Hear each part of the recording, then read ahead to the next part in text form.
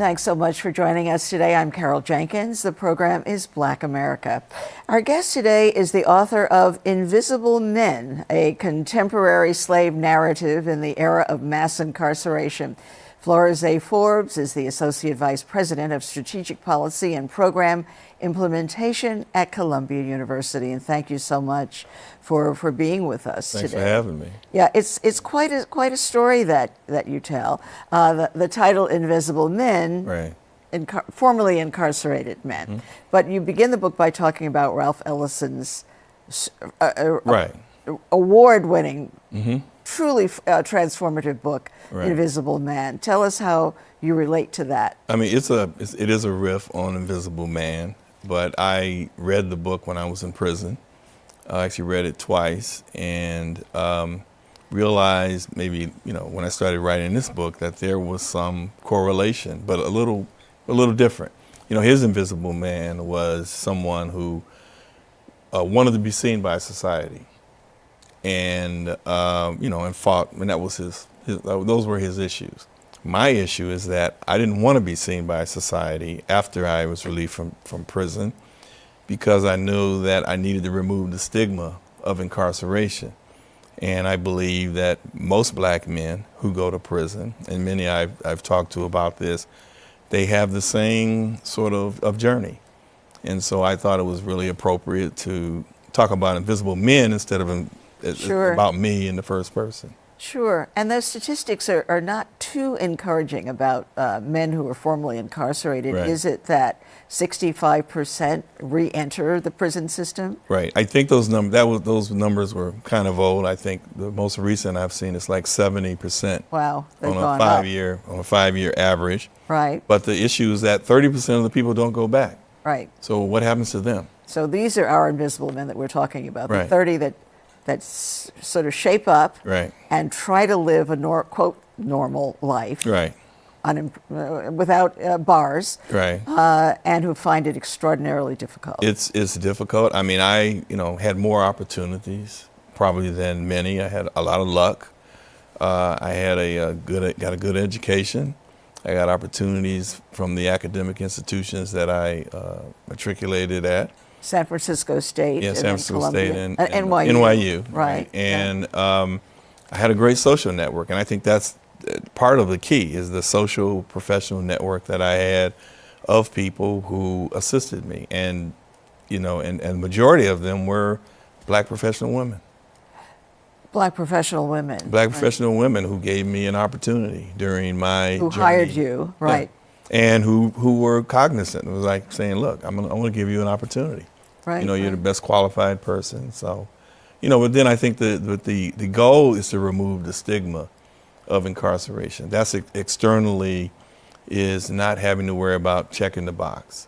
Internally. That's the box on every application Right. that says, have you been Right. And it's on academic applications. It's on, many applications, not just employment applications. And the internal stigma is the mental issues that you have to go through. Post-traumatic stress syndrome. It really holds you back, So I think that's one of that's probably the ultimate goal. Right. So let's, I always ask my guests to place themselves in Black America. Okay. So I want to know what's brought you to this point of going through a dark spell and now living a full life and trying to help other men, formerly incarcerated Right. people who've been through this, Right. also come out of the dark part of their lives. So you were born and raised, and your folks. I mean, I was born in Honolulu, Hawaii. My father was in the Navy. He was in the Jim Crow Navy, and my sister was also born there. My brother was born here in New York City, and then we moved to San Diego, which is, I think it's the base. The 7th Fleet is based there, and he was still in the Navy, and that's where I grew up. It was a very different place than, say, in the South, because you were in a Navy town, Marine town, and the police were very vicious. Vicious. They were vicious, and I felt like I was terrorized as a young man. I was kidnapped when I was 12 years old by them. They just picked me up in the car and took me somewhere to be identified by some couple who's, I think the woman had her purse snatched or something like that. And then when I was 14, I got beat up By the by the police. police. You know, I played football, I was working out one evening, something went down somewhere else, and they saw me running around this track, and the lights started following me. It was like maybe I was running from them. So my brother was at UCLA, and he was in college there, and I guess the whole Black Studies issue started to come up. Right. And he started bringing home these books, and he brought home the Black Panther newspaper. Uh-oh. And I saw that, Right. and then you were then how old? I was about 15. 15. Yeah, and then when I turned 16, eventually I'm like, look, I said, let me join, because I saw what they were doing in Oakland, California at the time, and in Los Angeles. The positive things they were doing, feeding people. Yeah. I mean, so Yeah. that's what you were looking for. Well, I then. focused mostly on the fact that they were opposing police brutality, because I joined the Black Panther Party because I didn't think I was going to survive if I didn't fight back. You know, and there were many young people who in my little group, Sure. and my brother, we kind of all felt the same way. When Huey P. Newton was killed, I was in New York. Right. I had just graduated from NYU, and a friend called me to tell me, because the organization had been defunct for some time. Sure, sure. And I was, I wasn't shattered, but I was moved, because he was one of my mentors, along with other people who were there. And he helped, he gave me the opportunity to love books in an environment that was pretty, there was a lot going on then. We were under a lot of repression because of the counterintelligence program by the FBI, but still, here was someone who introduced me to books. He gave me an opportunity in the organization. Right. You were. I kind of moved up the ranks and that sort of thing. So, but it wasn't like there was this something ended when he was killed. Because you had heard the rumors that he had some problems with Yeah. drugs, et cetera, and had Yeah. sort of escaped from rehab institutions Yeah. and whatever. Right. But so then tell us the story of why. Here you're living this life of purpose Right. in the Black Panther Party. Right. And then you get yourself accused of attempted murder. Well, I was part of the military arm of the Black Panther Party. It wasn't something that I was against, because I had been there for almost 10 years. I had grown up there. And Huey Newton had been charged with murder. He was in Cuba, and he came back. And myself and other young Panthers, we said we thought we'd take it upon ourselves. This is our prince. We're going to help him. And we're going to knock off the witness. We set up an operation to go and attempt to kill the witness, and it got botched. Somebody panicked. I got shot. One of the guys got killed. In the hand, I right. got my hand blown off. Another Right. person got killed, and I got away and had to get medical treatment. Got medical treatment, went into the underground, and I was gone for like 3 years. 3 years in the Right. in And the then- underground, Yeah. the Panther Underground, Yeah. which was this huge network Yeah. then of, Yeah. But so now your parents Right. thought you were dead. Right, because there were other circumstances surrounding this incident that I had no knowledge of, and so when I sought legal advice, Charles Gary was our lawyer, and he happened to be in Chicago, and I was in that area, so I sought him out, and he said to me, he said, "Well, why do you want to turn yourself in? They think you're dead." And then he explained to me what the circumstances were, because there was someone else who was found in the desert, so they thought that I might be out there too. And my body might be out there. And so people believed that because they didn't know where I was. And but then I heard that my father had died. He died 2 years into me being a fugitive, but I didn't find out for 3 years. Right. And I realized the organization was over, and I needed to either get on with my life or, stay a fugitive, which, it can be, it's not glamorous. But What did you do, just briefly? Where were you, and what did you do in those I years? was in Chicago, New York. Went to Chicago. I was in a safe house on Christopher Street in the Greenwich Village. Right here in Greenwich Right Village. here in Greenwich Village for Right. like 6 months. 6 months, right. Because I had to get the medical treatment, and then the network had a doctor who came to help me and pull the wires out and stuff like that. Right. And why did you want to give yourself in? What was the well, after 3 years? well, you know, I was still young, and I had always wanted to finish college. I mean, my parents believed a great deal in education. I wanted to be an urban planner because I realized that there's a possibility I could still help my people, but in this way, it would be much more effective. But I didn't know, but I just thought that was a way to go, and it turned out to be very and you beneficial. are a very successful urban planner. Yeah, It's I'm terrific. still But can now you help turn people. yourself in, and your mother is also totally shocked. Yeah, she's because shocked she that I'm believed- alive. Right. You know, and she's very supportive, you know. So I turn myself in, and I get really lucky again when one of the best trial lawyers in the country, a guy named Tony Serra, takes my case pro bono. And if it wasn't for him and his colleagues, I wouldn't be sitting here today. I mean, because he's he was a great lawyer. Well, because 4 years. Well, I guess you were sentenced to 8, but Well, I was sentenced to 8, but it Right. could have been 15 to life. so you spent 4 years. About 4 years, 8 months, 9 days. About. Yeah.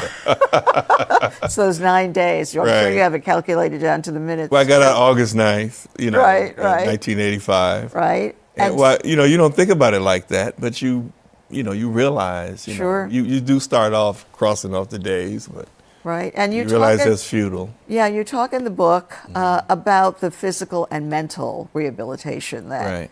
that had to happen. You got very aggressive in your physical condition, Right. trying to keep your body intact, but also Right. it was the mind that you felt that was perhaps more hindrance than anything Right. to Right. I mean, surviving. I had a mentor who, a guy named Masai Hewitt, who was our Minister of Education. He told me, anything you need to find out about, you can find it in a book somewhere. And I just love books. So I read, and I realized I needed to keep, I mean, that's, you know, keeping your mind, and, you know, it's like doing push-ups. Right. You know, you have to read something and read as much as you can, as varied as you can, and it helped me quite a bit. So that then you were one of the major success stories of a formerly incarcerated person, which is why it's essential to read this book. I think it's extremely useful. You got one college degree, Right. you know, went on to get another college degree, Right. and then now you're trying to get yourself work, Right. and you have to fill out those forms that Right. that show you. I want, because C. Virginia Fields, who is a New York City hero, Right.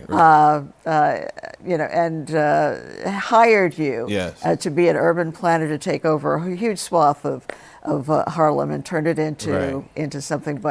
But so she hired you. Then Right. you still had to go through the I had to go through a background check. background. We have a clip of you reading from the book about that. Okay. Let's play that now. Okay.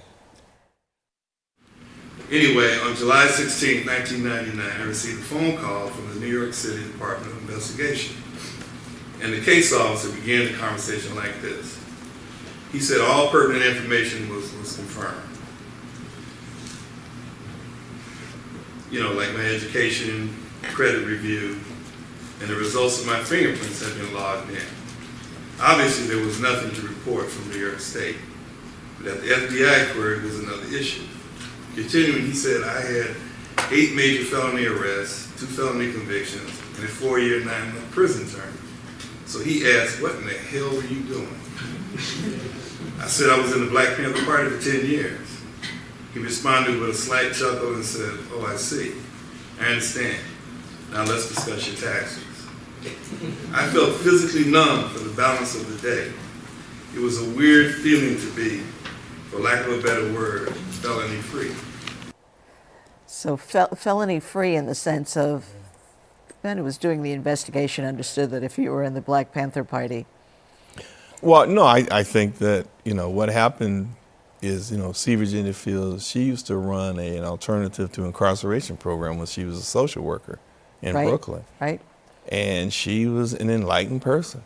She's like, I was being recruited because I had the education and the experience and the skill. And I just happened to be formerly incarcerated. So when you fill out, when you go through the background check in New York City, back then you have to check the box, and then you get fingerprinted, and then they check everything else, right? And she had, I had already been on the job, and I was a little nervous, but I realized that this was a point, 15 years out of prison, that I was removing the stigma of incarceration, because checking the box didn't matter anymore. But it really had more to do with the people who are hiring you, and they're enlightened. And I think that's really important society-wide in terms of people who are trying to be restored. They're returning citizens, and they want to restore their rights as a person. And the box is, there's nothing else we have to self-disclose, almost on anything. They don't ask you if you're bipolar. They don't ask you what your sexual preference is. Right. That's the only thing that they ask you. Sometimes they ask you what your race is, and obviously they ask about your gender, but that's the only thing. And it's this obstacle that is almost irrelevant, because if you're qualified, it doesn't matter. If you've done the work, to develop the skills, get the education and the network and that sort of thing, somebody has to give you a chance. And you were fortunate enough to have been given that chance. So you're at Columbia University, and you have this urban planning title, but you said that there are about 25 formerly incarcerated students who are at the university, and you're engaged with them in an advisory role. Right. Well, there's a program called the Center for Justice, and it focuses on reentry through education, and it involves most of the schools at the university.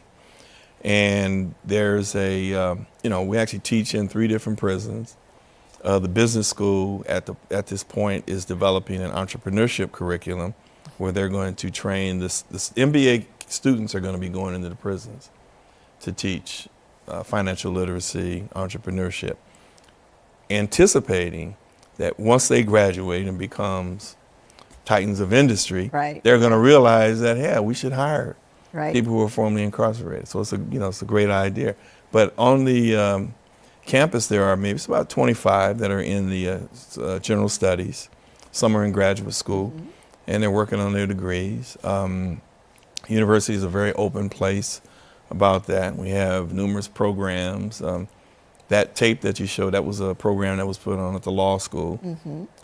So I think that, and this is happening, there's a couple of hundred universities around the country that are providing this type of assistance. And basically what it does, it creates this kind of a network base for people to spring from, much like the opportunity I had leaving NYU. Right. So the major effort is to, I suppose, as we all know, interrupt the system of mass incarceration, the business, that particular business model. You call your book a slave narrative. Talk about that. It's not a metaphor, because the 13th Amendment, and there's the exception clause in the 13th Amendment, and it basically says you're a slave when you go to prison in this country. And Ava DuVernay, of course, has done the most recent documentary, wonderful, about the 13th Amendment. So when you go to prison, you lose your name. You get a number. And you say you still remember your number. Yeah, C72851. I remember it better than my Social Security number. Right. So you lose your name. You get a number. You actually have no rights. But the reason why you're really a slave, being designated slaves means they don't have to pay you anything for the work you do. I was paid 15 cents an hour to work in the upholstery factory. In certain places, for example, like Angola, where you have the Angola prison is on an 18,000 acre former plantation. It's kind of ironic that the work that they do there is pick cotton. They pick cotton. You have sugar land. Paid what? I don't think they paid anything. Sugar land. You have sugar land in Texas. Right. There's parchment in Mississippi. These are former plantations that are currently departments of corrections. So you're saying the incarcerated are the enslaved? Yeah. And so that has to be the legal tactic to dismantle this. Well, I think part of it has to do with educating people about the system. Okay, when I leave prison, that means I'm an emancipated slave. So I waited so many years to write now. Now I'm writing my slave narrative. Right. I'm talking about instead of talking about my journey out of freedom, where the slave narrative talked about I got away, the patty rollers were chasing me and had to go through that sort of thing. Sure. In this instance, as a African American man, you're almost like a fugitive slave because you're trying to make sure you don't get violated on parole. Okay, it costs them, maybe it's around $50,000 to keep somebody in prison. So that's annually, right? But when you get out, like when I got out in California, I got $200 and a pat on the back and a bus ticket if I needed it. That's it. That's it. So there's no investment in reentry. Most of the investment is in confinement. It's about maybe $80 billion in terms of the capital investment. A lot of it's done through bonds, municipal bonds, that sort of thing. Sure. I was actually told a story by a black woman who was an investment banker who was floating bonds to build prisons. And she told me they used the test scores of third grade black boys in their regression model to kind of give them an idea of how many prison beds may be needed in the future.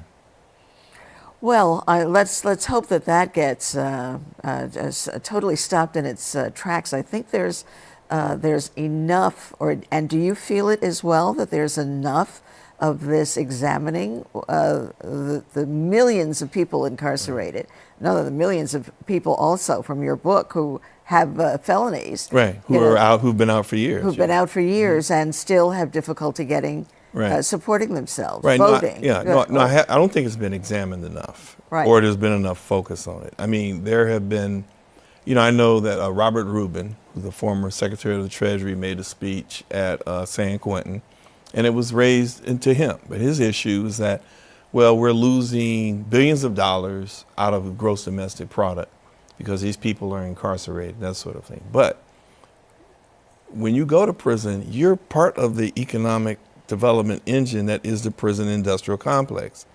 I made for one share that I would make in San Quentin, it cost the cost of goods and labor was around $45. They sold it to the California State, to the University of California, California State University, and other entities for $300 or $400. The chair, one. Yeah, yeah. So they made a big profit. Right, there. and even today, there's a strike going on. Yeah. And I got this. My sister, who's a dentist, she actually works in the California Department of Corrections. Right. She sent me an article, and she told me that the article said the state of California is losing $700,000 a day because of that strike. So there's more going on. It's not just private prisons. Sure. So there's more going on. The incentive is, if I get out and I have no assistance and no resources, what restricts me from saying, well, if I go back, at least I have 3 squares a day. I have a roof over my head. I have a place to sleep. It's very tragic, but that's what happens. But on the investment side, on the outside, I think that if people had some of those resources, for housing, education, a stipend, that sort of thing, for at least 5 years, sure, they should have, they will have a better chance of integrating back into society. Once they get a job, they're going to start paying taxes. So that money is going to get earned back. And you said that part of your success was going to see a therapist, your wife, Jill Nelson, the wonderful journalist. I had asked you when I saw you still friends with Jill Nelson? Right. We've been married for 20 years. Okay, I guess you're still friends. But she encouraged you to see a therapist to work through it, as you say, what that was, working through being a black man in America. Right. Well, you don't know. And she said to me one day, why are you looking at me like that? I'm like, what are you talking about? She said, well, you have this look. And I realized that there was this look of maybe it's post-traumatic stress, but there's something that really affects you. And I don't know if it's just being incarcerated or maybe it's just being a black person in this country. You know, I think that there's a lot of stress. So I went to go see this psychologist named Dr. Quinton Wilkes. He's passed a couple of years ago. I didn't know he was an enlightened person. He actually looked like Frederick Douglass. And he was very helpful to you. It was very helpful. I saw him for 3 years. Right. You know, like once a week and then every 2 weeks and then once a month. And then did Jill say you had a totally different look on your face? Yeah, I think so. Yeah, right. Well, she never said that. Right. Why are you looking at me like that again? Right. I always finish the show by asking the guests to finish the statement. The strength of Black America, the strength and power lies in what? How would you finish that as a people? I mean, our perseverance. Perseverance. You know? I mean, we're, you know, like when Black people were emancipated, I don't believe the people who were involved with that thought we were going to survive. They thought we were going to perish. And not only did we survive, we've overcome all these obstacles, everything we weren't supposed to do, from being a black quarterback to a black football coach to a CEO to President of the United States, which actually turned white supremacy on its head. You know, once Barack Obama became the President of the United States, that changed everything. And I think people who believe that they have an opportunity because of the color of their skin and that they should have more opportunity than people who don't have, you know, you were a slave, you know, what are you doing? Overcoming all these obstacles. Right. You know, revenge is, you know, that's what it is. But I think it's perseverance. Perseverance. Yeah. Right. Well, Flores Forbes, I want to thank you so much. I recommend Invisible Men as a read. Many of our books, excellent books written by academics. This is one written by a man who survived it and is sharing his success story and his advice to others, inside and outside, and how to deal with this problem. Thank you so much for being with us today. Great. Congratulations. Thank you. And we want to thank you all out there for being with us, too. I'm Carol Jenkins. The program is Black America, and we will see you the next time.